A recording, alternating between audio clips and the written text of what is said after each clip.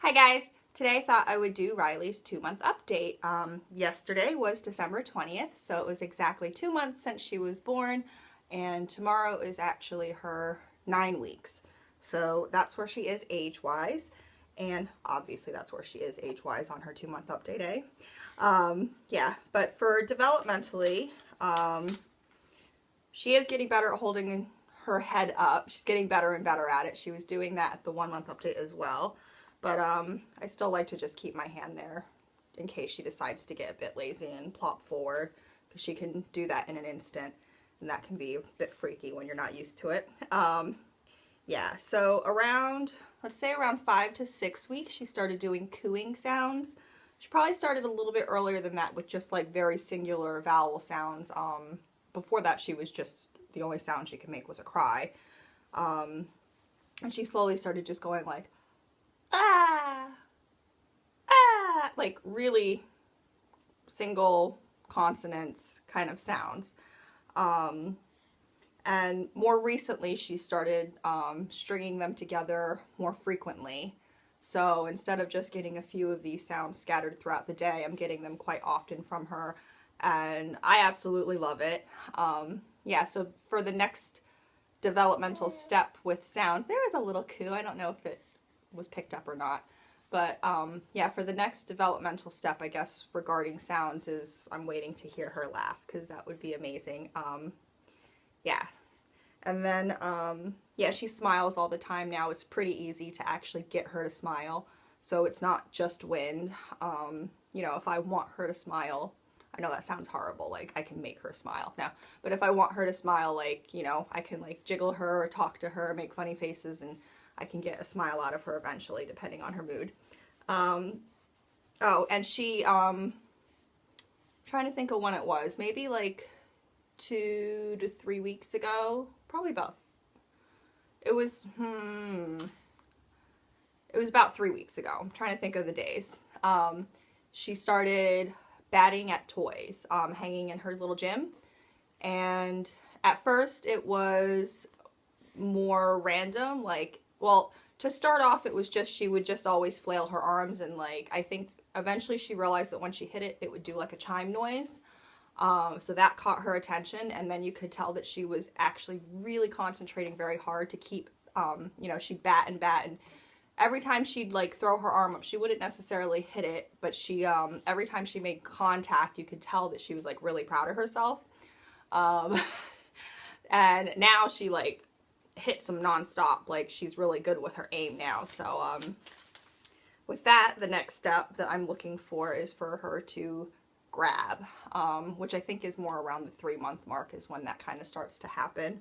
But yeah, it's really cool just seeing these little things that don't sound that impressive, I guess, if you've not been around babies. And, you know, I guess before I had her, I wouldn't have found any of these things impressive. But now that I have a baby, I find it very impressive, because you just see how they develop. Like, you know, when she started out, she didn't do anything except sleep, eat, and poop, and pee.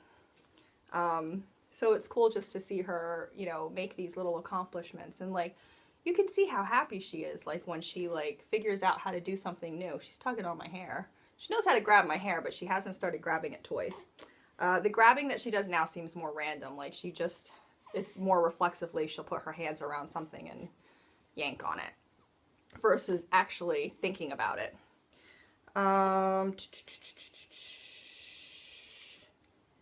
What else? She's good in tummy time still. She doesn't like love it, but she's not bad at it. She's really good at holding her head up in it. So yeah, I haven't really seen any signs of her trying to roll over yet, but that would definitely be something that not should be coming up soon, but could be coming up very soon. So it definitely means I have to always keep a really close eye on, I mean, keep a close eye on her anyway, but I, you know, keep an extra close eye on her now when she's like on the changing table or anything like that. But yeah, so I'm looking for signs that she's gonna roll over. What else is it? For nighttime, she generally sleeps really good at night. She still wakes up once to twice while we're actually sleeping, but she's very quick to go back to sleep. So she'll wake up, she'll have a feeding, have a nappy change, and she'll generally go right back to sleep. So it's not like we're up for like, you know, I'm not like up for an hour with her in the middle of the night. So that's really good. She probably gets to sleep somewhere around 10 to 11. I mean, we try starting bedtime around 8, but that never happens. She falls asleep around 10, 11. We wake up at 5 generally for my husband to go to work. And then normally, she didn't do it this morning, but normally around 6-ish, she'll go back to sleep again. And then she'll usually stay asleep until 8 or 9. And that's pretty much it for her long sleep. And then she just kind of has naps throughout the day. So she'll usually stay awake for about, she's like a very like awake and sleep. So she'll stay awake normally for about an hour or 2 during the day, and then go down for naps. And then in the evening, she'll usually stay awake for like maybe like 3 hours at a time. And I guess she is sleeping somewhere around 16 hours a day, which is normal. Honestly, they say though that any variation is pretty normal as well, because like there's such a wide variety of what's normal in a baby, that you never really know if there's anything wrong with them. But she's doing great. She's got hair all over her face. I need one of those mommy haircuts, but who has time for a haircut when they become a mommy? Right? I need a little short bob, little short mommy haircut. Just looking down at my notes again, because if I didn't have notes, I would never get anything done. I mean, as far as talking goes. Well, I would actually be the opposite. I just keep talking and talking and talking, which I'm doing right now. One of her problems that she's been having this month that wasn't so big the first month was she gets really bad trapped wind. It causes her a lot of pain, and she spends a good portion of the day and night you know, grunting and trying to force out gas. So because of this, we've done a bit of a pause on the elimination communication. Not completely. I still practice it, but in a bit of a different way. So I think I'm going to do a separate video on that, because that's obviously a whole topic on its own that I could talk about forever. So I'll do a 2-month update on her elimination communication progress. She's still very aware of when she's peeing and pooping, so I'm not worried about that. And she can still go on command, but I'll explain why we've kind of paused it and what pausing means to us. And, oh, for sleeping, I was saying she sleeps really great at night. She is co-sleeping with us now, and she is like full-on co-sleeping, like in our bed, not in the co-sleeper. She just wants to be right next to me, and as long as she's right next to me, she will sleep soundly. But she knows, I mean, like, if I even inch away from her, like, so she's still in the bed, but I'm like this much space between me and her, she will wake up like within a couple minutes. When I'm just this far away from her, she'll actually just shimmy over until she's stuffed right up underneath my armpit and against my body. But if she's like, you know, a distance away from me, she'll just start crying.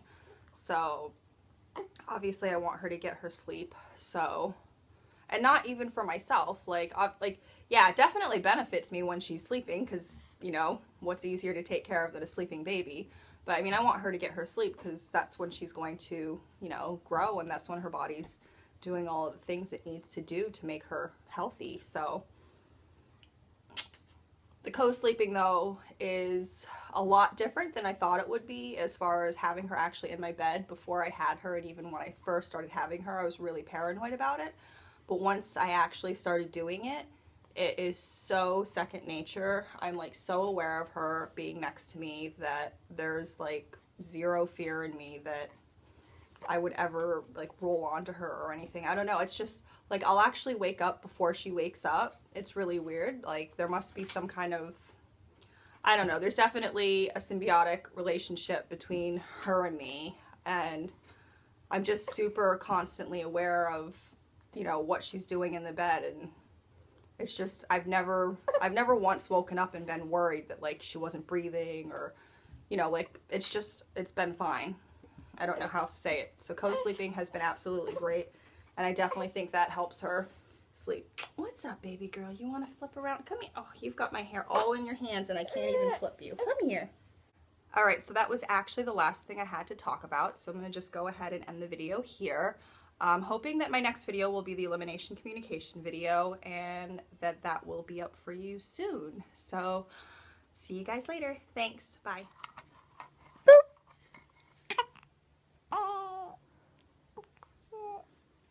Oh, you're so talkative today.